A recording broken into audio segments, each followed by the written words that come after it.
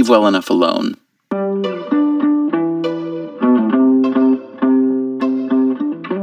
Consider, for instance, the case of the famous food writer, the one who used the scientific method to take apart everything we know about cooking and put it back together. If you use vodka in place of some of the water in your pie crust, you end up with a dough that is much flakier and much lighter. He investigated whether the key ingredient in New York pizza really is the water. So I did a full double-blind experiment where I got water, starting with perfectly distilled water and then up to various levels of dissolved solids inside the water.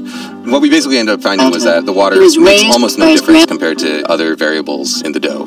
He found that the secret to General Tso's chicken lay in geometry. The geometry of food is important because one of the big things is surface area to volume ratio. And he explored the relationship between meat and salt. He proved why it's important to salt a hamburger at the last minute. The geometry of food is important because one of the big things is surface area machine that would throw hamburgers at the wall at 45 miles per hour. And you'll see that the salted hamburger kind of bounces off the wall like a rubber ball, whereas the burger that has salt only on the outside kind of splatters. This was the man who finally brought science into the kitchen in a way that non-scientists could appreciate. It helped that his work was fun, not preachy, and delicious. We interviewed him a while back for an episode called Food plus Science equals Victory. I think a lot of people think of science as sort of the opposite of tradition or the opposite of natural, and really it's not. He had just published his first cookbook, a massive thing called The Food Lab, which went on to win a James Beard Award. His reputation and reach only grew. But then, something else beckoned. Was it opportunity or a trap? It's that temptation you can't resist. Today on Freakonomics Radio, the food writer who flew too close to the flame. My name is James Kenji Lopez Alt. I am a food writer who also happens to run a restaurant right now. And everything's been going just great, hasn't it? These problems are insurmountable, like how the fuck are we going to fix this?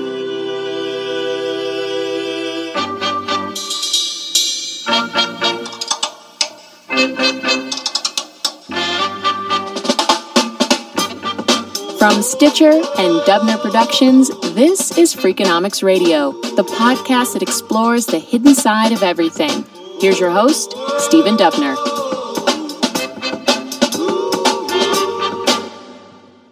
Kenji Lopez Alt grew up in New York in a family of scientists, and he went off to MIT to study biology. He got a little bored, maybe burnout, and during the summers started working in restaurant kitchens in Boston.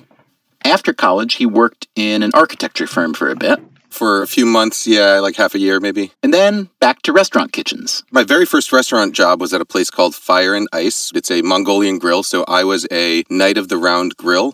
I stood in the middle of a giant cast iron grill and cooked stir-fried food for people and flipped asparagus tips into the air and stuff. Over the next several years, he worked in a series of higher-end restaurants in Boston. You know, after that was the end of my culinary career, or my cooking career. He began building a career as a food writer at Cooks Illustrated and America's Test Kitchen. Then, on the food site Serious Eats, he started a column called The Food Lab. He wasn't expecting to turn into a food writing rock star.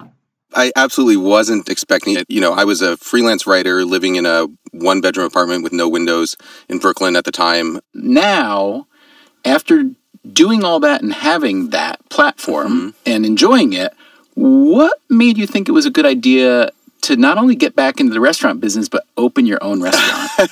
Oh, I mean, it's that temptation you can't resist. It's like, oh, what if I just went back into the cooking for a little while? Would I be able to do this? You know, so I had a daughter. She's 17 months old now. Congratulations. Thank you. And when she was born, my wife and I decided that she would continue to work and I would be the at-home parent. So I've been a stay-at-home dad for the last 17 months. You know, about like 6 months into that, I was approached by some friends of friends who owned a bar in San Mateo, near where we live, and they were interested in opening up a beer hall, and they were looking for a chef partner. And so I thought, oh, you know, this might be something fun I could do in my spare time, which, you know, you don't have too much spare time with a baby on your hands, but thought this could be something fun, and this is a good opportunity, relatively low risk. Mainly it was because my wife and I sort of longed for a place like this in San Mateo, family-friendly, casual, upscale place, and that was the concept that they were working on. So it seemed sort of perfect for me And initially, I thought my involvement would be relatively minimal. I would work on some menus. I would lend my name to the menu. What was actually really surprising to me was that I when I first signed on with them, I sent a short little tweet saying, "Hey, like this is happening. So I'm opening a restaurant," something like that. Eater picked it up. A bunch of other publications picked it up, and then all of a sudden, it became not Kenji Lopez Alt is partnering with these two guys who are opening a restaurant. It became Kenji Lopez Alt is opening a restaurant. And then I was like, oh man, like I guess I'm really going to get sucked into this. Okay, so the restaurant is called Wurst-Hall, Wurst. So first of all, for those who haven't been to San Mateo, California, just give us a quick sense of the vibe of the place, and then we'll get into the restaurant and why the choices were made to have a German beer hall with sausages. Yeah, well, San Mateo is a city that's basically dead center between San Francisco and Silicon Valley. My wife works at Google, and so she works down in Silicon Valley. We initially moved up into the city, and her commute was crazy, so we're like, all right, we'll move down to San Mateo. And if you look at sort of the real estate curve, very expensive very expensive everywhere.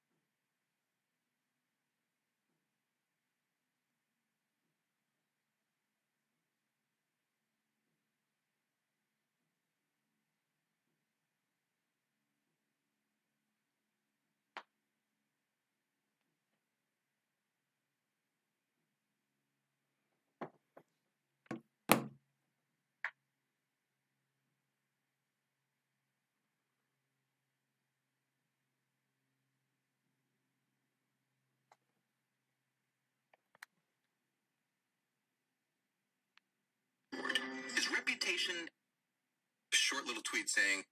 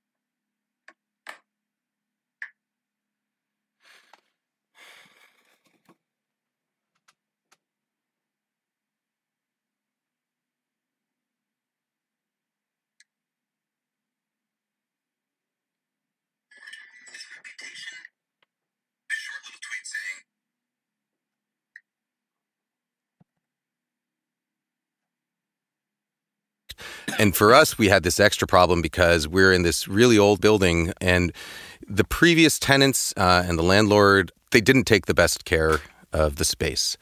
But working back from my side, from the kitchen perspective, initially a lot of it was conceptualizing like how German do we want to be, how California do we want to be, because we knew we sort of wanted to do both. Figuring out what the service style was going to be and how customers are going to order, and really thinking to ourselves, all right, like when people come in here, what are they coming in to do? Initially, when Adam and my other partner, Tyson Mao, when they were thinking beer hall, they thought, all right, this is going to be essentially a bar. Some people maybe come to have like a nice meal, but most people will be coming to drink and have some food on the side. And that's sort of what the initial menu was designed around. A selection of sausages, a couple sandwiches, some appetizers to share. So now he got to work creating a menu.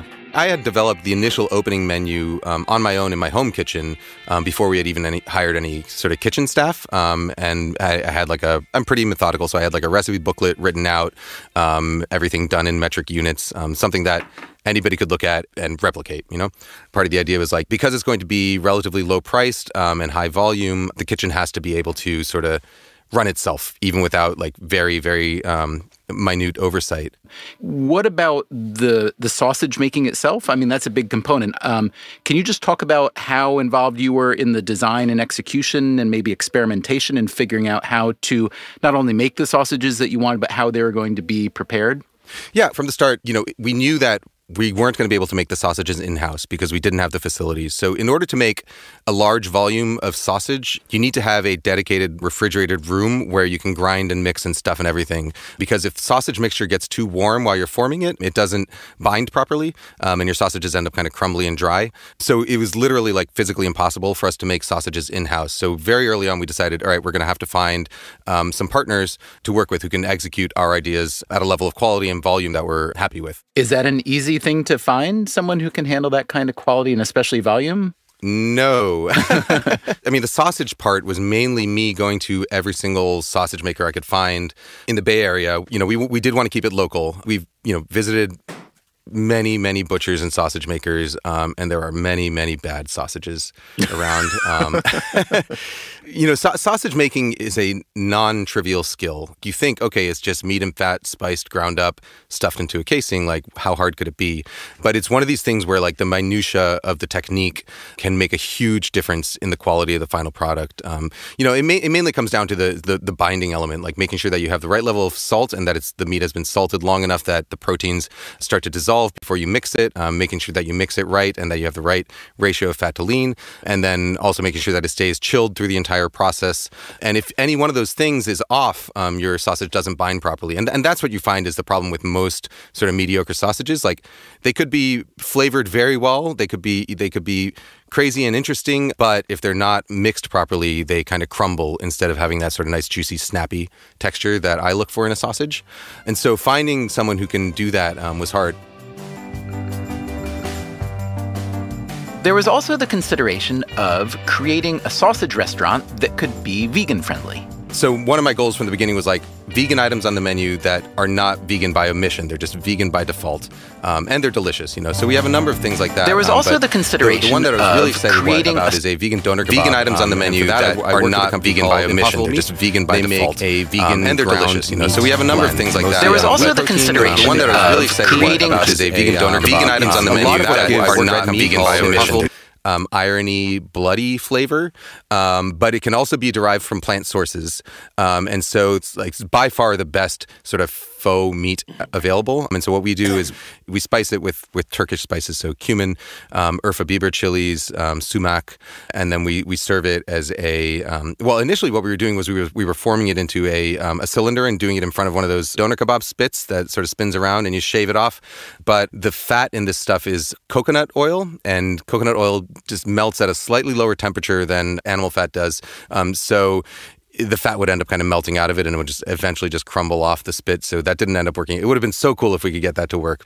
Now we're just forming it straight into like sort of hamburger style patties. So all the flavors there. Okay. So you talked about the food and the building, et cetera. What about the people? How involved were you in hiring and training up kitchen and front of house? I was, very involved in back of the house, and finding good people is by far the hardest thing. So when you're living in a place like New York or San Francisco, where the cost of living is so high, finding great people is very hard. Even finding remotely reliable people, even before we opened, when we were training staff, we must have lost probably 50% turnover over the course of a few weeks. Wow. Which is not abnormal, And luckily, it's like one day we're there and like two of our cooks don't show up. What do? One of them was on a bender and the other one was just a no-show. Luckily, the restaurant down the street, all the cooks there showed up that morning and the manager said, "We're closing, like you don't have a job anymore." So suddenly we had like 12 cooks just walk up to our front door saying, "Hey, can we have a job?" So there's never really a shortage of resumes and applicants. It was finding reliable people that's hard. What I've discovered in my years as a cook, and you played out exactly as expected here, was that it's much better to hire people like who give a shit, even if they have no previous experience or skills, than to hire someone who has a great resume who doesn't really understand the concept.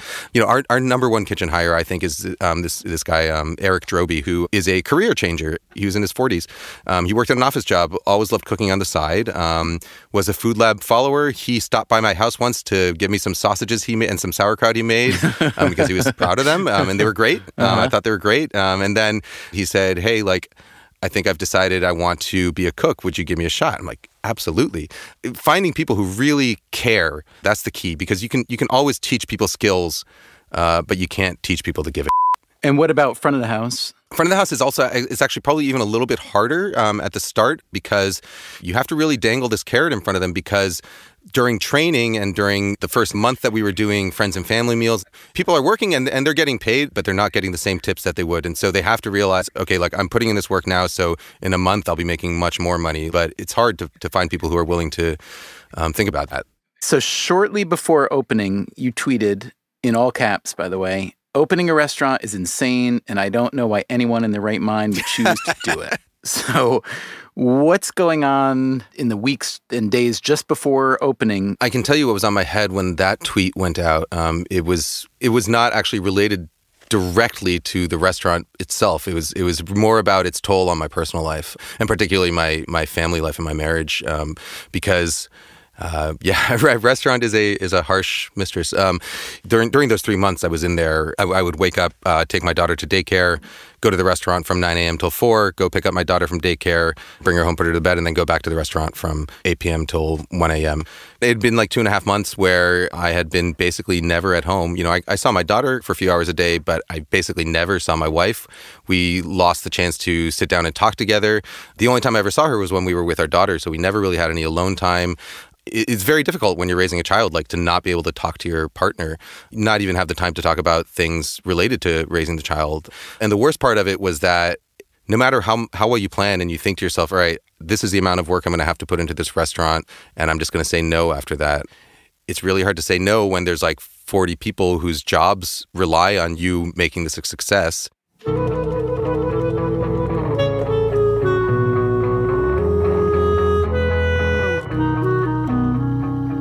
Finally, Worst Hall was ready for its soft opening. Investors, friends, and family. About 100 people.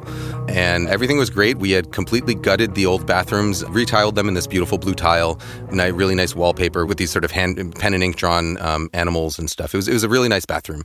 And the first night we had 100 people in, the toilets backed up, stopped working, and we had to shut down the bathrooms. And as it turns out, the waste line leaving one of the toilets had never been repaired or replaced in probably decades and decades, and had a huge sag in it. And so we had to close for 2 weeks so that they could rip out all the tile we had just put in, dig into the foundation, replace that.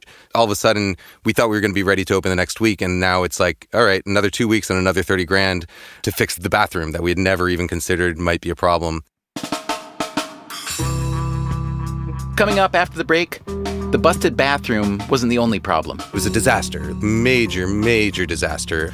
Some people were waiting over an hour for their food. Some people never got their food. And how does a new restaurant deal with bad reviews when literally everyone's a critic?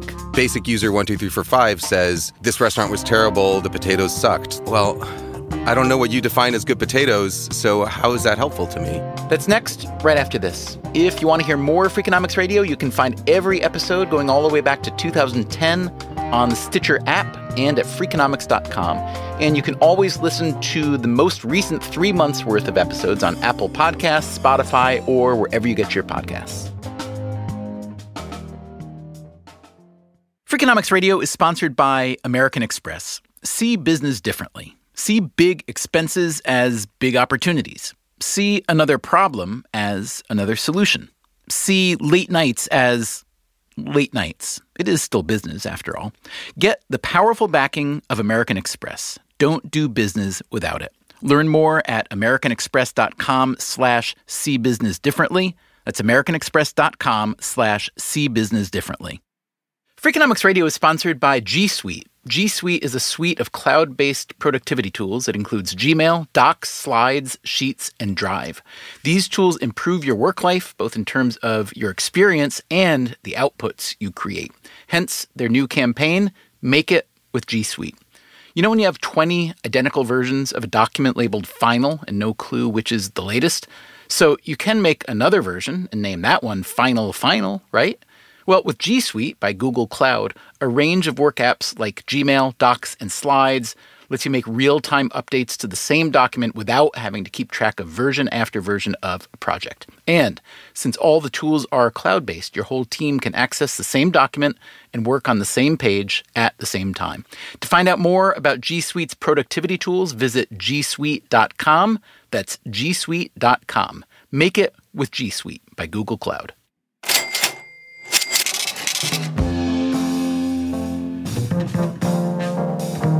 Okay, Kenji Lopez Alt, rock star of the food writing world, decided after years on the sidelines to get back into the restaurant business with a place called Worst Hall in San Mateo, which started out as a simple concept, a German beer hall serving nouveau-ish sausages. I was always one of these, I'd rather have influence and bring joy to people than have a lot of money type of career people, you know? And if the money comes along with it, then that's great as well, but I'd rather just be doing something I love. Okay, so walk us through opening night, and I'm sure everything went exactly as it was planned, and everybody was thrilled, and it was perfect, yes? Yeah. We had a sizable number of people in there, and that we were cooking food. People were ordering food. Tickets were coming in. We were firing it. It was a disaster, like major disaster. Some people were waiting over an hour for their food. Some people never got their food. It's those kinds of, it was a kind of night where we were like, these problems are insurmountable. Like, how the are we going to fix this? But, you know, we decided like, all right, we'll focus on like a couple of the big problems first. When I tell them to you, they're going to seem like stupid, small things. It's like, well, why couldn't you just do that? You know, it's like, so one of them was that we have sausages and you get your choice of topping. So one of the problems was communicating to the cooks on the line. So in case you're not aware of how a restaurant kitchen works, there's a line, which is where all the stoves are, where the counters with the little cutting boards are. It's where the cooks, the guys and the girls, are actually making the food.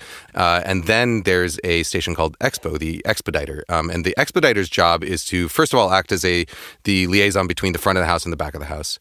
But more importantly, their expediter's job is to coordinate everybody in the back of the house so that dishes come out at the same time, so that everyone in the back of the house like sort of knows what they're doing. So essentially, they're sort of the general managing the army back there. On opening night, we had all the toppings back on the line. And the expediter I was expediting, and I was just calling out, saying like, all right, like one hot Italian with speck and cherry pepper relish, one bratwurst with sauerkraut. And it's a lot of information to take in when you have a full restaurant and there's 100 people there and you're cooking, say, like 25, 30 sausages at a time, and each one has their own designated topping. It's a lot of information for the person on the line actually cooking it and plating it to take in. And so every single sausage had this huge delay where, you know, maybe they would put the wrong topping on it and we'd have to refire it. They would, you know, yell out and everything is really noisy and we can't hear each other. And, you know, and once you have these tiny little problems, that can lead to huge backups, because the customers, they don't care what problems you have back there. They want, once they're seated, they want to start ordering food. And they don't care that you already have a full board of tickets and that the grill is completely full.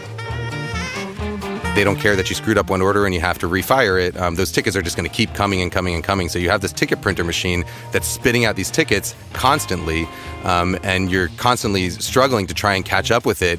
And that puts more and more stress on you. So you make more mistakes, the people on the line make more mistakes, and it can be these tiny little things that add to the likelihood of making a mistake that can throw a wrench in the entire operation. And that's essentially what happened that first night.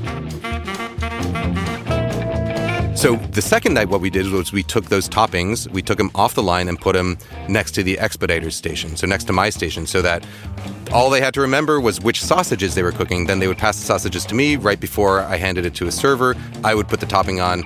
I had the ticket right in front of me. It was easy for me to read. And that, it smoothed things over, like, unbelievably so. It's like a couple seconds of extra work on the cook's part. It translated from a sausage taking over an hour to get to a customer because there was like this huge backlog of tickets, to customers getting their sausages in about 8 minutes. There was another major problem they discovered only on opening night. And it's one that we didn't resolve until relatively recently. It had to do with the pretzels. So I'm also a partner at a bakery called Backhaus, and they make all of our pretzels and all of our bread. Really wonderful pretzels, but we serve them hot. So we were trying to figure out, how do we get these pretzels that were baked that morning and delivered to us, how do we serve them hot and fresh?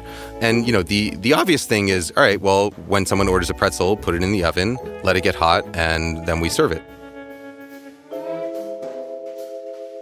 This was a problem in a couple different ways. One of them was that Backhaus, they were salting their pretzels before they came to us.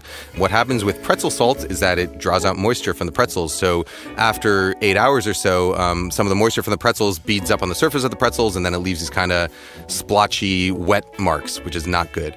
And the salt is all gone. So we're like, okay, so we have to salt our pretzels sort of. That's adding another layer of stuff we have to do. And the only oven that we have back on the line is next to the fryer station, and the fry guy is extremely busy with the potatoes, and we also do a chicken schnitzel sandwich. And so adding pretzels on top of that to him became very difficult. So for the early nights, we were firing pretzels to order in the oven, and that was another one of those things that seemed like it's a thing that takes 2 seconds, but it just piled on to the likelihood that we were going to screw something up. So what was the pretzel salting solution? Well, we found a much more efficient way of salting them. So one of the cooks had this idea to take a squeeze bottle, cut off the top until it was big enough that pretzel salt could flow through it. And now what we do is we just spray the pretzels and draw a line, trace the outline with the squeeze bottle, and that clears up all the space. So what you just described, plainly these are things that most people who eat in restaurants would never, ever, ever think about. And they shouldn't have to think about. But you have to think about it. But as you're describing it, it strikes me that you, being who you are and the way that you like to work and the way that you do take an empirical and scientific approach to food and cooking and so on, that you were driven to solve these problems and get it right. Is that often the difference between a restaurant that works and one that doesn't, which is that you have to be driven to constantly adjust, solve problems like that are going to come up? Do most restaurants really try as hard as you just described? Most restaurants really try as hard. Any good chef cares deeply about the quality, and any good restaurant owner cares deeply about the quality of what they're putting out. So I don't think I'm unique in that regard at all. I think maybe we tend to, me and my partners, Tyson and Adam, we have a lot of sit-down meetings where we analyze problems and try and solve them. So maybe we do that a little bit more than other restaurants. But, that's my skill. I've worked for chefs that seem to have an innate skill to just be able to figure things out on the fly, or be able to work harder and faster to be able to solve those problems. People attack those problems in different ways, but any good restaurant owner is going to recognize those problems and try and solve it in their own way. I'm curious how much you pay attention to, I guess, reviews of any sort. I mean, if you'd open a restaurant 10, certainly 20 years ago, there's so much less feedback then. And now some people feel swamped by it. Some people feel a lot of it is disingenuous. I know you've said in the past that Yelp, let's see, in fact, this is from a tweet of yours. Yelp is and has always been the worst place to look for decent reviews. Shady business practices and reviews by people who I know nothing about and have no reason to trust their opinion, even on the off chance they actually dined at the restaurant you're rating. So talk about that for a minute, your experience with Yelp and or other online reviews. So it's difficult to gain value from them for me. You mean as a consumer or a producer? As a consumer. I mean, to some degree, as a producer, there is a little bit of value to it, but especially if you start looking at trends and see, all right, the people who are complaining, what are they complaining about? At the beginning when we opened, it was service, and that was some very legitimate feedback on that. You didn't need online reviews to know that was a problem, I gather, right? We did not need online reviews. There's very little that I've seen in Yelp that we didn't already realize was a problem. As a consumer of Yelp, I find Yelp useful as a map of what restaurants are around, but it's hard to trust opinions. A very good professional review, like, you don't necessarily have to agree with the reviewer's point of view on what is good and what's not, but if you have an idea of what they think is good, then they tell you whether this restaurant met those expectations, and then you can sort of gauge, all right, well, do I agree with whether that's good or not? And that's what a good restaurant review will do, whereas on Yelp, it's like someone, basic user 1, 2, 3, 4, 5, says, this restaurant was terrible, the potatoes sucked. It's like, well... I don't know what you define as good potatoes, so how is that helpful to me, The problem is that everybody eats, right? So everybody considers himself, I guess, a legitimate critic, an expert. Which, yeah. And I mean, you can't totally discount that fact, can you? No, you can't. But at the end of the day, it's like, I'm involved in this project because I want to be. I want to have my name on it. I want to be proud of what we're putting out. And so at some point, you just have to sort of stick to your guns and say, this is what I believe is good, and I'm not going to change that just because some people say they disagree that it's good. And if your idea of what is good is so far off from what most people think is good, then maybe you're in trouble and you're going to go out of business. But I'm of the mind that I'd rather lose a little business and stick to what I believe is true than to just pander to everybody to try and make the most money, or which is hard to explain to partners and investors. But at the end of the day, like as a food writer, I think I do have a pretty good pulse of what people think is good. Right. So overall on Yelp, Wursthall is doing pretty well, averaging about 3.5 out of 5 stars. So let me read you one Yelp review and hear your response. Okay.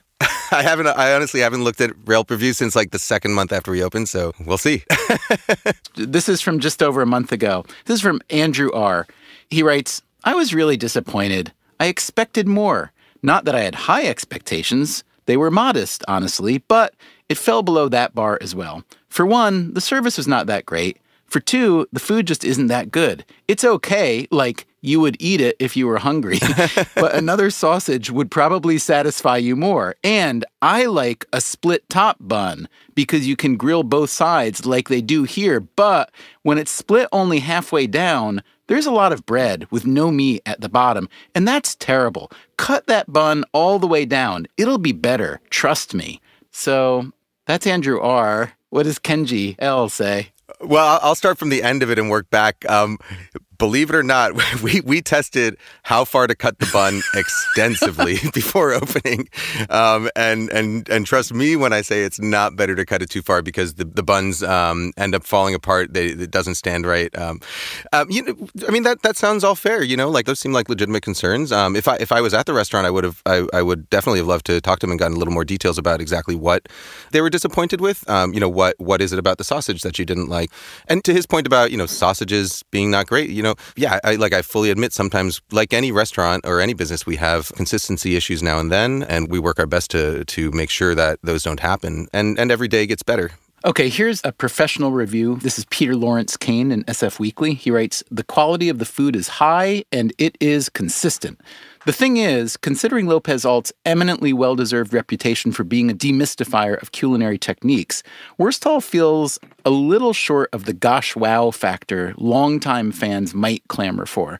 Maybe that's not entirely fair. After all, it's exactly what it claims to be. What's your take on that, Kenji?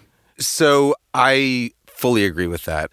This is, again, one of those things where it's like, what happened to the restaurant between the initial concept and what customers expect? And the initial concept was like, all right, we're going to serve some damn good sausages. We're going to make our own sauerkraut. It's going to be good sauerkraut, but it's still sausages and sauerkraut, and there's only so far that can go, as far as like, gosh darn wow factor. It was like, one of those we're going to serve some damn good sausages. We're going to make our own sauerkraut. It's going to be good sauerkraut, very different from what the restaurant is now. Once my name got attached to it and there started being this sort of media attention to it, it turns out people are coming there for dinner. They're not coming there to drink. We started as a beer hall, but we're not really a beer hall anymore. We're a restaurant. That's been one of the challenges since opening, is like coming to terms with that and realizing, like, some of the stuff we initially thought isn't going to work because customers are coming in with different expectations. Any restaurant takes a while to find its legs. I think for us, maybe it's taken a little bit longer just because it was such a big shift from what we had initially planned compared to what customers perceive. I see that maybe yesterday or within the last little while, you tweeted a new menu item that's starting soon. Maybe it's already started by now. Started today. Okay, congratulations. So I was at the restaurant all morning, training the staff and making sure that the cooks knew how it worked. So this is tomato mayo toast with grilled corn vinaigrette and a corn soup with paprika oil and shishito peppers. So that's not what I think of as beer hall food. Was it the clientele who drove it primarily? In other words, were people confused when they came originally because they know your name and they think it was going to be more of a sit-down knife and fork situation? I think that's part of it. I definitely saw comments saying, like, I expected the menu to be a little more Kenji than what it is, because it's like sausages. Like, I don't write that much about sausages. I don't eat that many sausages. I like them and we cook them well, but it doesn't exactly like scream Kenji or Food Lab or whatever. So yeah, so part of this revamping process has been like, all right, how do we make this menu more me?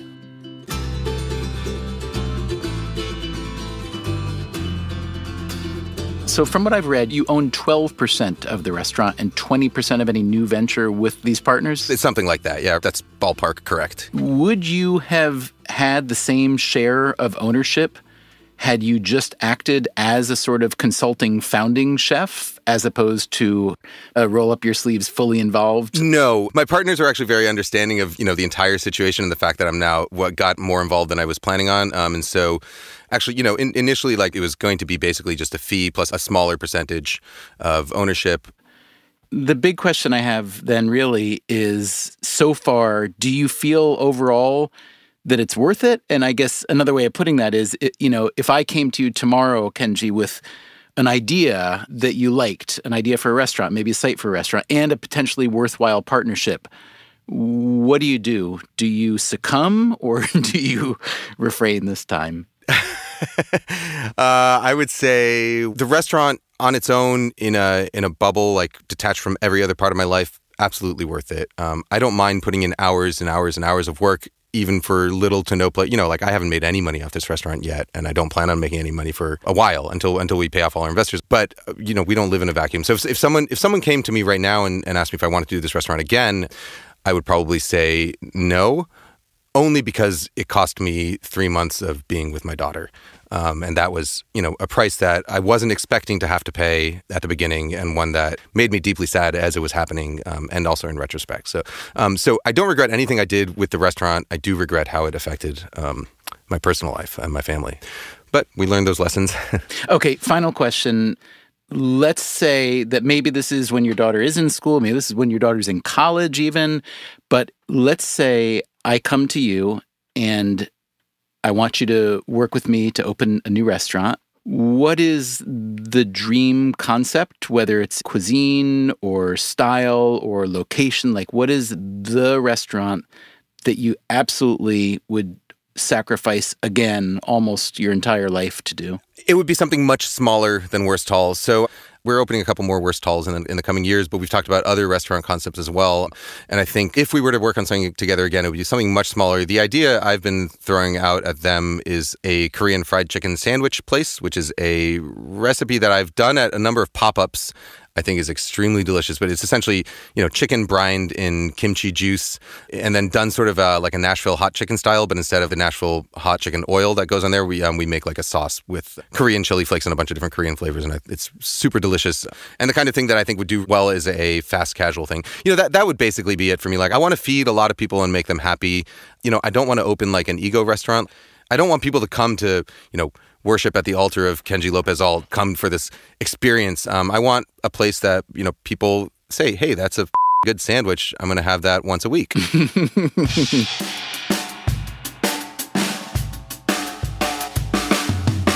That was Kenji Lopez Alt. His new restaurant, Worst Hall, is in San Mateo, California. His book is called The Food Lab. He's currently working on a follow-up, so keep your eyes out for that. Coming up next time on Freakonomics Radio, in economist circles, Mariana Mazzucato is what passes for a radical. She knows how most economists think of the government. My God, the government, what a basket case group of bureaucrats. They don't know what they're doing. But she sees it differently. What would Uber be without GPS? Publicly financed. What would Google be without the internet? Publicly financed. In the modern economy, are governments the ones who are getting a raw deal? That's next time on Freakonomics Radio. Freakonomics Radio is produced by Stitcher and Dubner Productions. This episode was produced by Harry Huggins. Our staff also includes Allison Craiglow, Greg Rozalski, Greg Rippin, Alvin Meleth, Zach Lipinski, and Andy Meisenheimer. The music you hear throughout the episode was composed by Luis Guerra. You can find Freakonomics Radio wherever you get your podcasts. Our entire archive is available on the Stitcher app or at Freakonomics.com, where we also post transcripts and show notes. If you subscribe to Stitcher Premium, you will get every episode of Freakonomics Radio ad-free, plus lots of extra bonus episodes. Just go to StitcherPremium.com/Freakonomics. We can also be found on Twitter, on Facebook, on LinkedIn, or via email at radio@Freakonomics.com. Thank you so much for listening.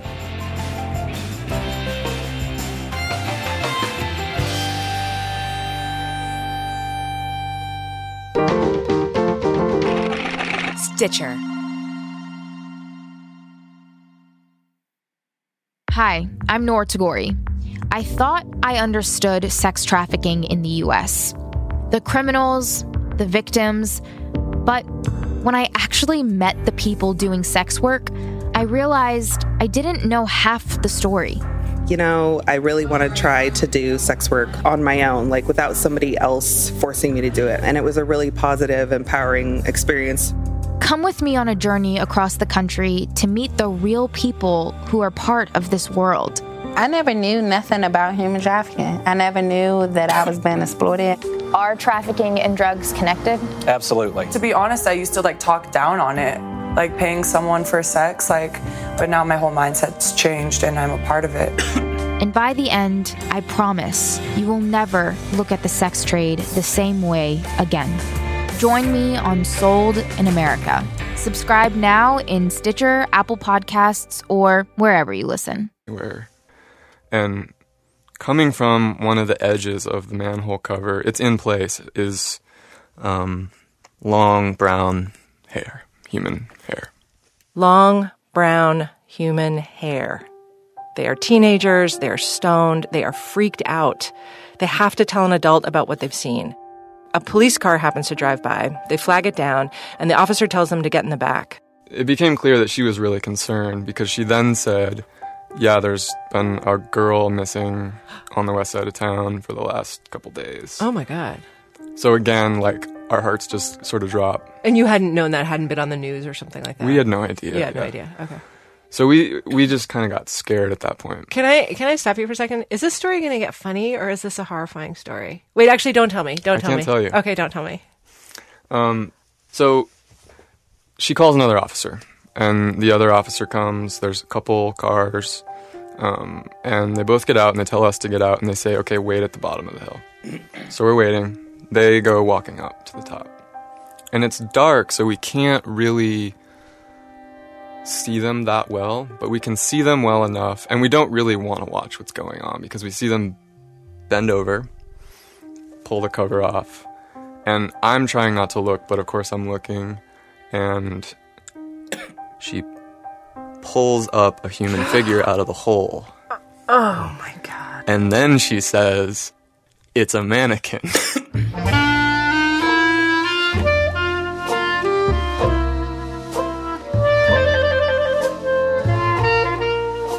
I don't know what my friends are thinking, but I was sitting there thinking, that's the only, how does this story end up okay? And it doesn't in any universe, unless you say it's a mannequin.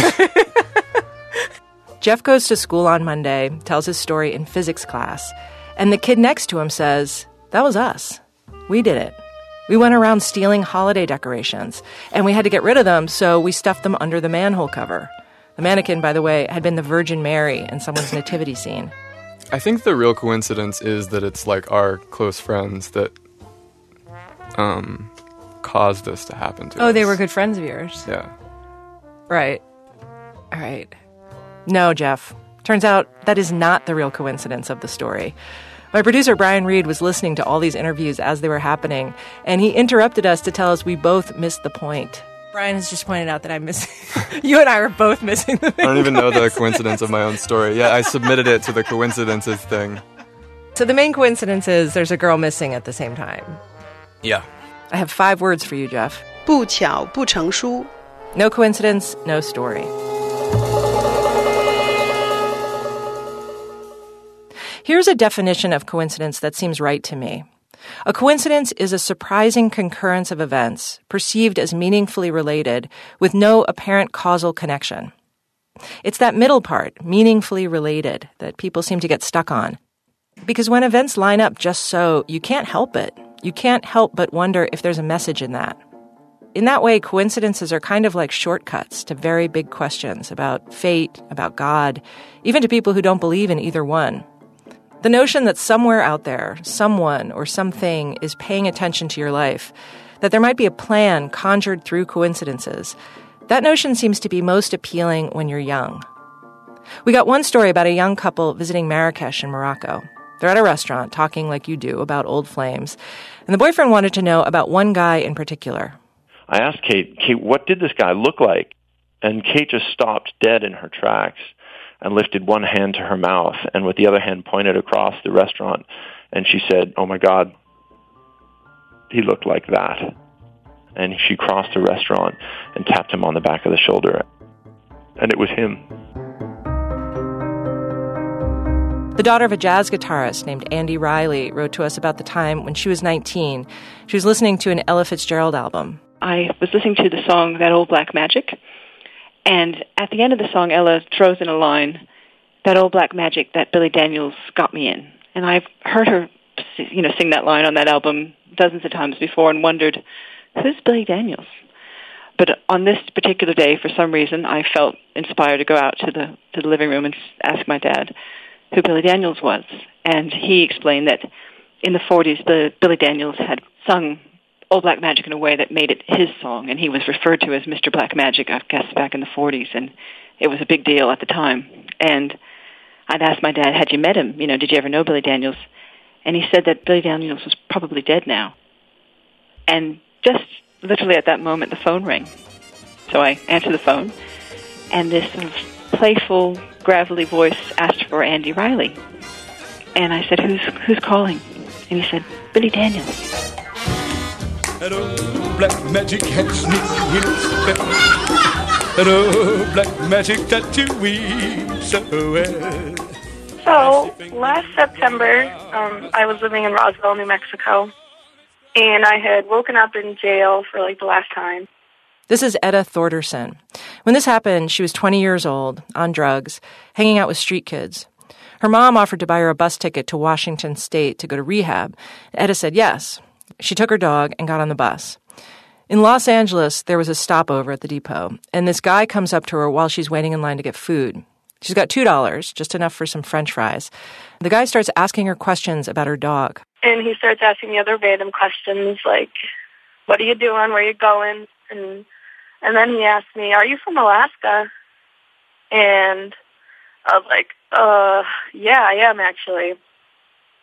And then he asked me, is your mom named Meg? And I was like, yeah, she is. And he's like, oh, well, I'm Chris. I'm your father. I met you 10 years ago. And I was like, oh, holy shit. Etta had only seen her father that one time, briefly, when she was 11. And then he pulls out a big wad of money and he pays for my food. And then he hands me $40. And it's like, don't say I never gave you nothing, and walked away.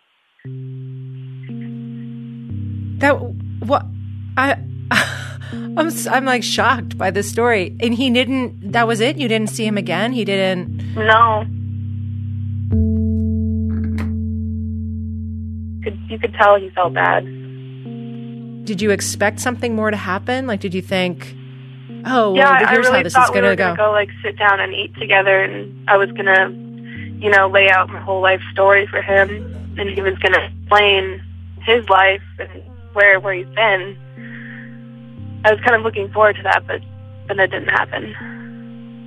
Mostly I want to study his face for longer, just because I've seen him twice, and I still can't really remember what he looks like.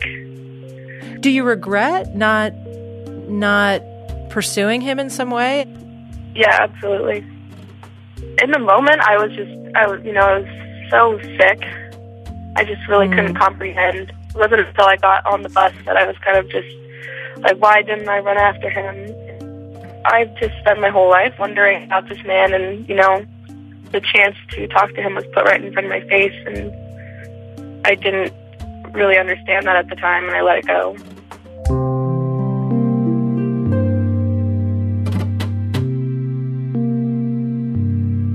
Emiliano Garcia Sarnoff also hadn't seen his father in many years, since he was 7 or 8 years old.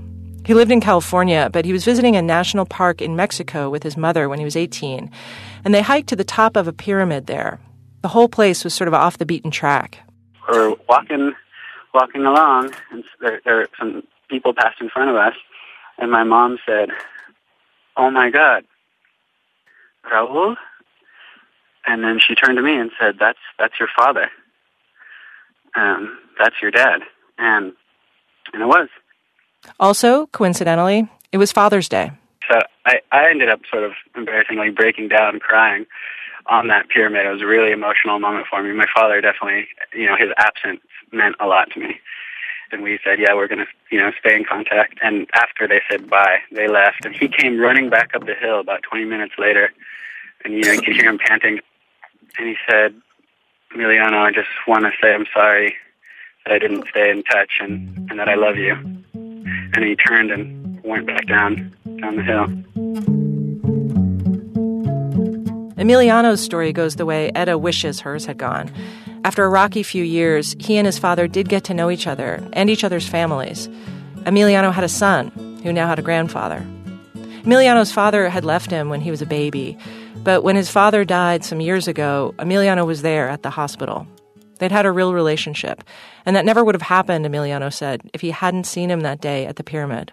Walking down that pyramid, I was talking out loud to myself, and I was saying, this is one strong memory I have, is I was saying, don't forget, I was just sort of getting angry with my future self, which I knew would rationalize this event, because I had a very distinct sense that I had felt that this was definitely a miracle. Something had intervened and brought us together. You don't just run into your father on top of a pyramid. So I think I was a believer for about a week. And then that very pause, that brings us to Act 5. What are the chances? In order to let a good coincidence live a long and healthy life, to get told and retold and take its rightful place in the narrative of your life, sometimes you have to stop yourself from thinking it all the way through, why it happened really. Because the fact is, any statistician will probably rain on your parade. Will tell you these things happen a lot more often than you think. But a good coincidence is like a good magic trick. When you see one, a struggle ensues, instantaneously, between the thrill of the apparent miracle and the urge to debunk it. This final story is by Kerry Weeks. He's a prop guy for the movies, but he told this at a storytelling competition. So here's my story. 9 years old, first time going to summer camp. And my grandfather gives me, before I go, he gives me his old pocket knife. It's practically an antique. And so the first thing all of us boys do when we get to camp is we pull out our knives and we start throwing them at things, trying to get them to stick the way Daniel Boone did. And because it's the 1970s, there's nothing unusual about a bunch of young children throwing sharp knives around. And I got mine to stick in the floorboard. It was like, wong. And it was great, but when I pulled it out, the tip broke off. But anyway, camp goes on, and a few days later, I notice my knife is missing. And I look everywhere for it. I look high, I look low, it's gone. But then one day, I'm walking through camp, and I see this group of boys throwing knives at a tree, and something tells me I should check this out. And sure enough, there's this boy there throwing my knife. Now, there's no mistaking this knife, because the handle was red and green, but the colors met in the middle and kind of swirled together in a trippy, psychedelic way. And I've never seen a knife like that before or since. So I walk up to this boy. He's a little older, but I walk up to him and I say, "Hey, that's my knife." And he says, "No, it's mine." And I say, no, that's my knife. My grandfather gave it to me. And he says, no, he didn't. He says, my grandfather gave it to me. And I'm confused all of a sudden. Maybe I should have thought this through a bit more. I thought he would just hand it over. And the other boys, they like move in close. And I'm thinking, could it be possible that his grandfather gave him the exact same knife that my grandfather gave me? I mean, is this a thing and I just didn't know it? But I look at the knife and he's holding it in his hand, and I look at the blade, and I see that the tip of the blade is squared off, as though it were broken. And I say, that's my knife because I broke the tip off when I stuck it in the floor. And he says, what, that? No, it came that way, so you can use it like a screwdriver. And I look at the other boys, and I'm not getting any help from them. And so I wander off, just thinking to myself, screwdriver. I never thought of that. Well, as you can imagine, this really bugged me. And I don't mean just while I was at camp, but like for the rest of my life.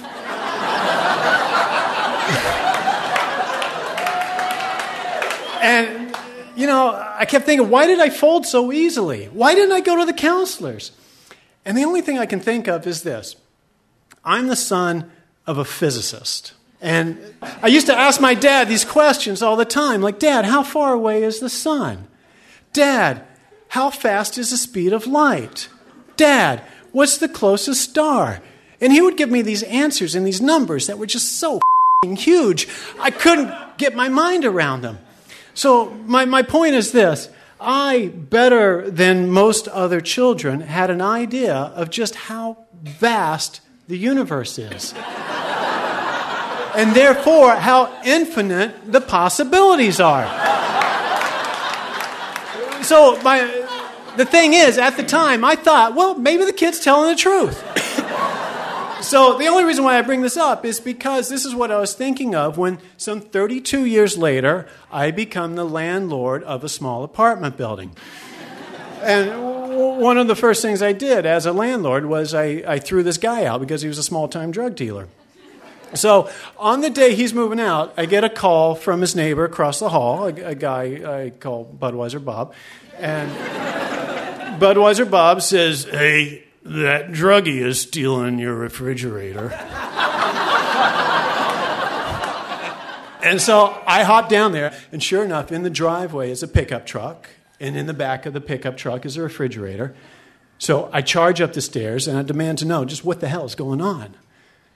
And Nick, the druggie, calmly tells me, he says, dude, when I moved in here, that refrigerator was so gross, I bought my own refrigerator and swapped it out, and I put that one in storage, and now I'm just putting it back. And I look in the kitchen, and sure enough, there's another refrigerator. It's a little old, a little dirty, but it's working. And I'm trying to think this through. I mean, would someone really go to all that trouble of just swapping out a refrigerator and then putting in storage and bringing it back? Or would a guy go to the trouble of stealing a used refrigerator just to screw his landlord and replacing it with an even more used refrigerator? And, well, the answer to both these questions is yes.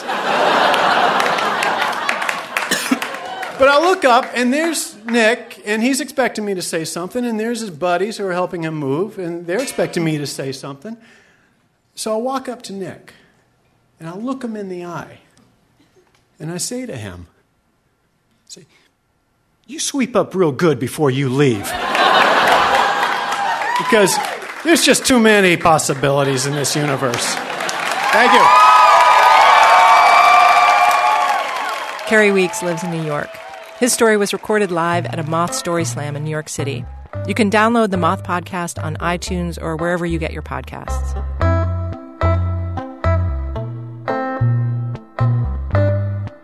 At the beginning of the show, I said I was a skeptic. But after talking to so many people about coincidences, including a Stanford mathematician who spent decades studying them, I end up here, agreeing with this one woman I interviewed about her coincidence. She knew her story could probably be explained away with statistics and probability. But she said, there's just a poetry to things like this when they happen. There's some kind of beauty in it. There's meaning in the noticing of it at all.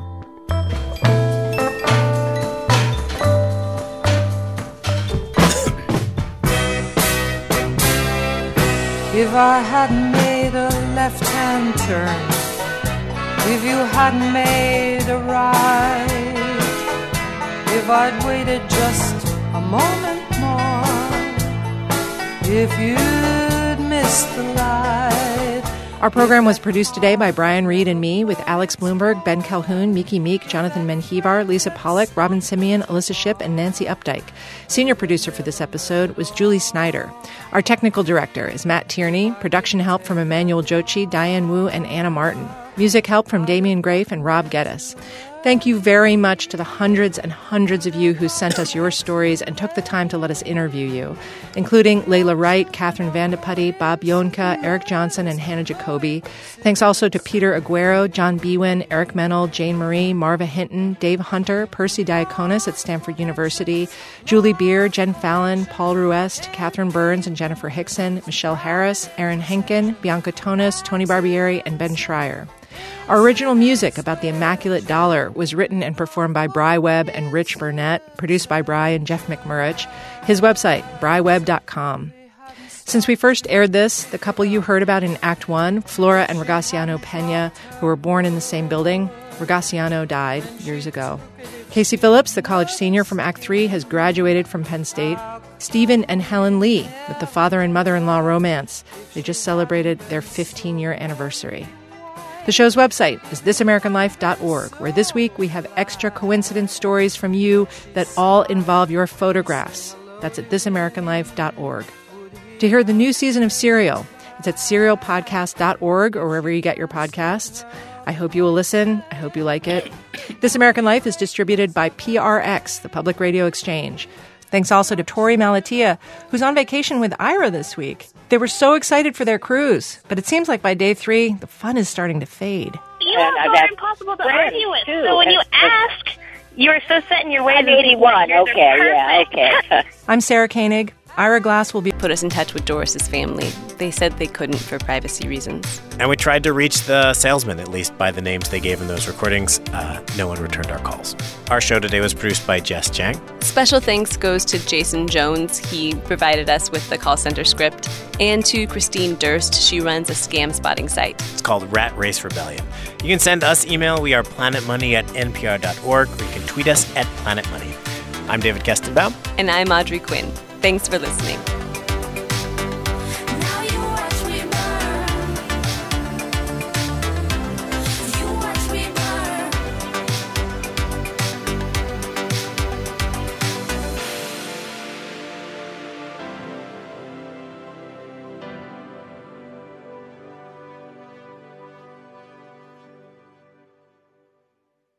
...2017 about how New Jersey's bail overhaul came to be. And at the end, I'll be back with an update on how it's going. All right, Keith, take it away. We're going to start today's show by telling you the story of an innocent man, a man named Mustafa Willis. The story begins in the summer of 2010. Mustafa was 24 years old then. He's a tall guy, wears his hair in long dreadlocks. And one day he was just walking down the street in Newark, New Jersey, minding his own business, eating a bag of chips. All of a sudden, he sees a cop car coming the wrong way down a one-way street. The car stops right in front of him. Out come the cops. Yeah, they ran at me like they just jumped out, like they were swarming out, like they knew who they were looking for. And, you know, I stood there and a whole bunch of other guys, they just ran, and I just stood there. They placed me under arrest. The cops found a gun at the scene, and they said the gun was Mustafa's. He was taken downtown, thrown in jail, charged with unlawful possession of a firearm. And this is where your constitutional protections are supposed to kick in. The gun charge is just an accusation. Mustafa hadn't been convicted of anything. This is how the system is supposed to work. Mustafa is supposed to go home to his job and his family and start gathering some evidence to prove that the gun is not his. All he has to do is post bail, and he's free to go. $50,000 set by the judge, and he can walk out of jail. He doesn't even have to come up with the whole amount, right? All he needs is 10% so that he can pay the bail bondsman his fee, $5,000. And then he has to find somebody to guarantee the rest, and he's free to go. But Mustafa didn't have $5,000 for the 10% fee, and his family didn't want to be on the hook for $50,000, so he's facing a brutal choice. He can either tough it out in jail or plead guilty to a crime that he didn't commit. But I told the public defender, listen, man, I didn't do it. He said, well, you'll probably be sitting in here pending grand jury, man. I said, well, hey, I guess I'm going to have to do it because it ain't my weapon, so. Mustafa thought, there is no way I'm going to plead guilty to a crime I didn't commit. So he just sits in jail and waits. While he was locked up, Mustafa lost his job driving a delivery truck. He missed his cousin's funeral, all because he couldn't afford to pay his bail. Finally, after a couple months, the judge lowered Mustafa's bail to $30,000, and his family bailed him out. Once he was out, Mustafa could dig up evidence to fight the gun charge. It turns out there was somebody on the block who shot a video that day that Mustafa says proves the gun wasn't his. The prosecutor got hold to that. Immediately, she wanted to dismiss. This is what Mustafa had been saying all along. The charges were dropped. But still, he had to spend 3 months in jail for something he didn't do, and he ends up owing this bail bondsman $3,000. No refund for that fee. I was in debt from this, and I had to pay all this money back to a bail bondman company for something that I didn't even did. And the case was still dismissed, and I still had to pay for nothing. Bail is supposed to help people who get charged with a crime, give them a way to go home until their trial. But for Mustafa, bail didn't help him get out of jail. Bail was what kept him locked up. Hello and welcome to Planet Money. I'm Joel Rose. And I'm Keith Romer. Bail has been around for centuries. It's pretty much the law of the land in every state in this country. It's supposed to protect the rights of defendants like Mustafa, who haven't been convicted of anything yet. And at the same time, bail is supposed to give courts an extra guarantee that people are actually going to show up for their trials. But what if bail is broken? Today on the show, the New Jersey bail experiment. A bunch of people who normally would not agree on anything got together to change the bail system. Their solution? They threw it out. This message comes from NPR sponsor American Express. See business differently. See big expenses as big opportunities. See no room to maneuver as room to keep growing. See another problem as how can we help. See late nights as late nights. It is still business. Get the powerful backing of American Express. Don't do business without it. Learn more at americanexpress.com/see business differently. The first thing you need to understand about bail is that it is basically a workaround for this fundamental problem in the legal system. In a perfect world, if somebody got accused of a crime, the trial would happen instantly. In a perfect world, there wouldn't be crimes. In this world that's perfect but has crime in it, hear me out, you would get a trial the same day. If you're guilty, you would go off to prison, and if you're innocent, you would go free. But in the real world, there is a lot of time between that moment when somebody is arrested and when a jury figures out what the right verdict is. You can't just lock up everybody until their trials because, you know, that annoying thing about innocent until proven guilty. But if you just arrest somebody and then immediately let him go, there's nothing necessarily to stop that guy from running off to Brazil. Bail is a sort of compromise, right? We'll let you go until your trial if you give us some money, $10,000 or $100,000, whatever it is. Show up at your trial, get your money back. Not everybody thinks this is such a great system. We talked to Roseanne Scotti. She's the sort of lawyer who looks at the criminal justice system and sees injustice. She's the state director for the Drug Policy Alliance in New Jersey, and she thinks that this whole bail compromise we've been talking about is pretty obviously unfair for one big reason, which is that not everybody has the kind of money to be able to pay their bail. What you have to understand is that, one of the things that most people who are in jail have in common is that they're poor. And so for these individuals, having $1,000 bail or $2,500 bail, it might as well have been $1 million bail. It's a pretty serious flaw that's built right into the legal system. Bail is way harder on poor people than it is on rich people. Okay, so that's lawyer number one. Lawyer number two is a guy named Elie Honig. He's the assistant attorney general in New Jersey. He's in charge of criminal prosecution for the entire state. And he had a completely different problem with the bail system. For him, the real trouble was how the bail system treated rich people. The right to bail was enmeshed in the New Jersey state constitution. We had a constitutional provision that said every criminal defendant is entitled to bail, period. there are some people, Ellie says, who just should not be allowed to post bail at all. When you're looking at the leader of a racketeering enterprise, a mafia family, a large drug trafficking organization, you could have a kingpin, somebody who's dangerous, somebody you've charged with murders. Now, those folks can come up with money. And the notion that those people could buy their way out of jail was really problematic.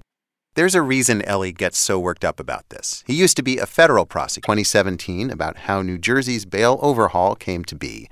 And at the end, I'll be back with an update on how it's going. All right, Keith, take it away. We're going to start today's show by telling you the story of an innocent man, a man named Mustafa Willis. The story begins in the summer of 2010. Mustafa was 24 years old then. He's a tall guy, wears his hair in long dreadlocks. And one day he was just walking down the street in Newark, New Jersey, minding his own business, eating a bag of chips. All of a sudden, he sees a cop car coming the wrong way down a one-way street. The car stops right in front of him. Out come the cops. Yeah, they ran at me like they just jumped out, like they were swarming out, like they knew who they were looking for. And, you know, I stood there and a whole bunch of other guys, they just ran and I just stood. Listeners, it's Sarah Koenig with a quick reminder that we have two other podcasts. There's This American Life, a weekly show that chooses one theme and then has a mix of weird, emotional, investigative, and personal stories on that theme. Serial started as a spinoff of This American Life. It's where we developed our storytelling chops. And also S-Town, a beautiful 7-part series that explores the life of one man in Alabama. S-Town starts out as one thing and then becomes something totally fascinatingly different. This American Life and S-Town. Available now on podcast. Celebrate. Anybody else got a story they want to share? .org and stownpodcast.org. This is a Global Tel-Link prepaid call from Adnan Sayed, an inmate at a Maryland correctional facility. From This American Life and WBEZ Chicago, it's Serial. One story told week by week. I'm Sarah Koenig.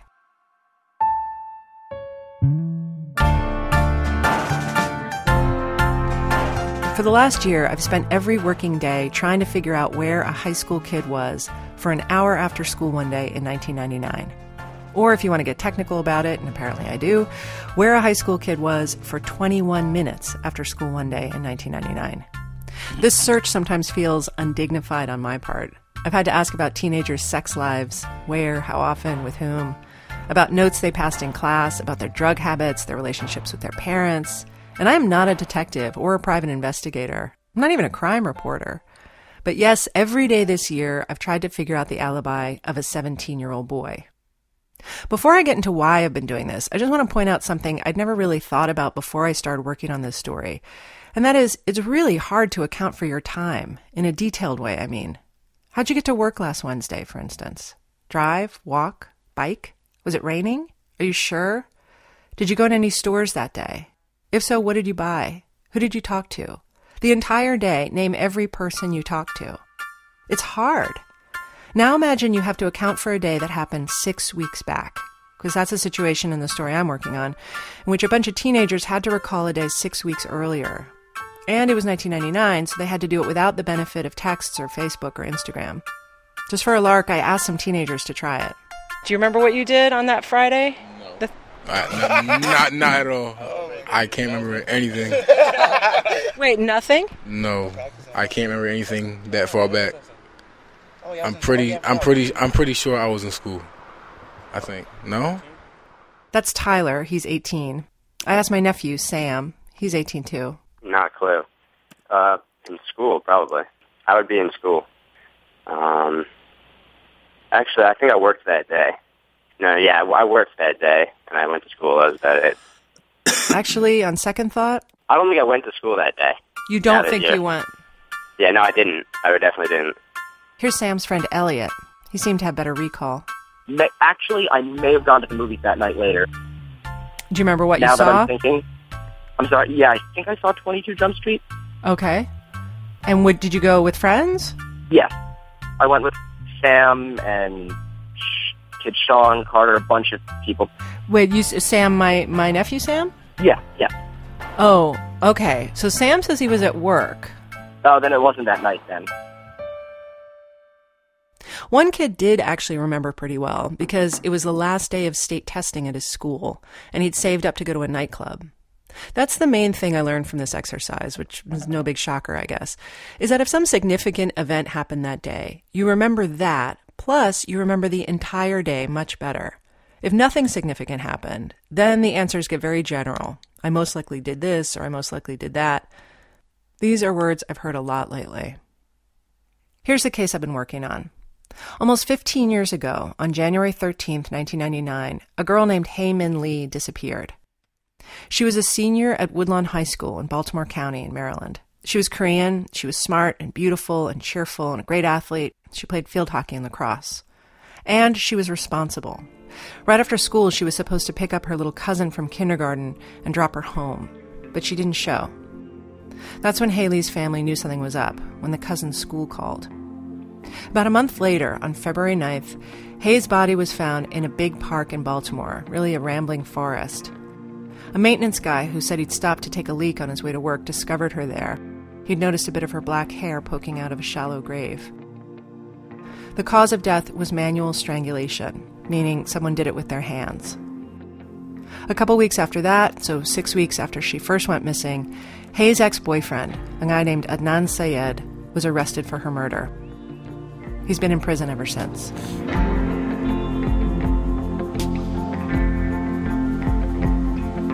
I first heard about this story more than a year ago when I got an email from a woman named Rabia. Rabia knows about her well. Her younger brother Saad was a banker. And they believe he's innocent.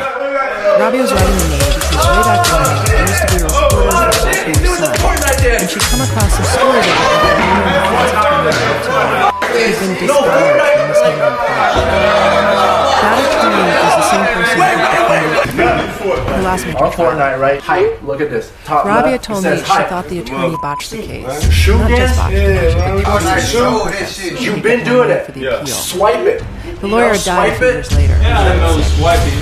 Rabia asked if I would please Yeah, but look, man, I don't get emails like this every day, so I thought, sure, why not? I read a few newspaper clips about the case, looked up a few trial records, and on paper, the case was like a Shakespearean mashup. Young lovers from different worlds, thwarting their families, secret assignations, jealousy, suspicion, and honor besmirched. The villain, not a Moor exactly, but a Muslim all the same. And a final act of murderous revenge. And the main stage, a regular old high school, across the street from a 7-Eleven. Hi, are you Rabia? Hi. Am I saying your name correctly?